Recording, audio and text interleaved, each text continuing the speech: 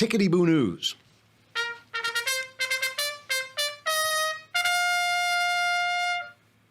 I want that guy in my house. When I come home, I say to my wife, I'm home.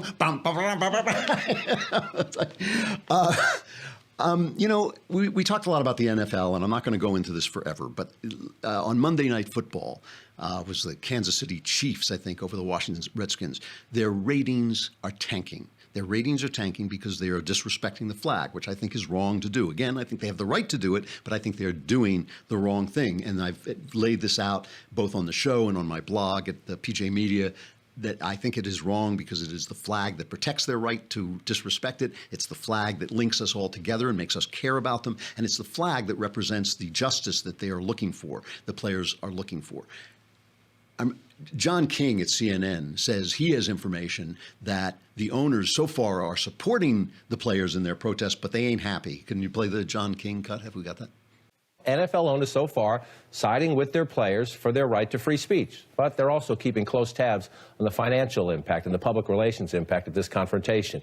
I'm told the owners have research clearly showing the president is right when he says the anthem protests are one factor in a TV ratings drop. And since the president weighed in, the owners are now dealing with a surge in ticket holder requests for refunds.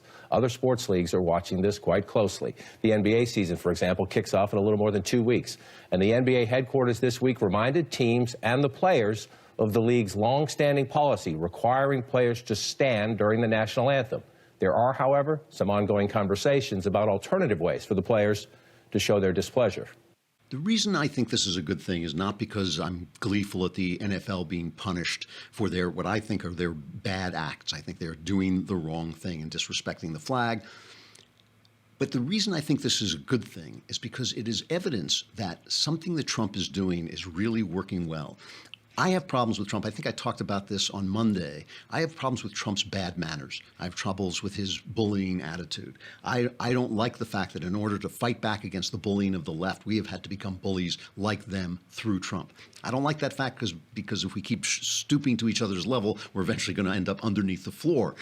But it has been effective. When you see the bullying, and that was emotional bullying you saw at the opening of the show, Jimmy Kimmel, when you know that every single comedian is on the same side, I keep going through this routine, but it's true. Every single newsman, every single academic, every single researcher, all the sciences, when they're all run by these left-wingers, you need a voice to speak back.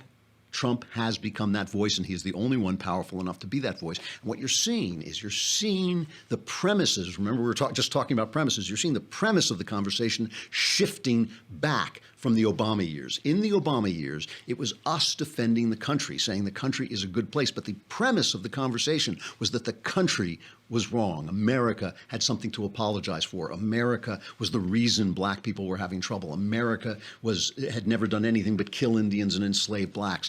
Now, suddenly, through Trump mainly, the conversation is shifting back. Suddenly we're saying, no, wait a minute. You can protest, but the reason you can protest is because you're an American. We care about you, black NFL players, but we care about you because you're our fellow Americans, so don't disrespect the flag. The premises are shifting back to what I think is reality. The reality is this country has been a force for good since its inception. It has changed the nature of the entire governance of the world. Remember, there were no republics on earth when America was first founded. Now, even the Soviet Union had to call its satellites republics. Remember, it was the Union of Soviet Socialist Republics. They had to lie about being republics because we have made republic the standard for governance. We have made the freedom of the people the standard for governance. And when they say, why aren't we more like Europe?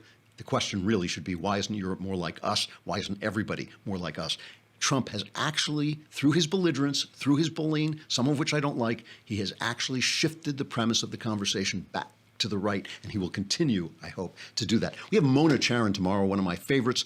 We're going to talk about campus rape and the sexual revolution and other fun topics. Be here for that. I'm Andrew Klavan. This is The Andrew Klavan Show.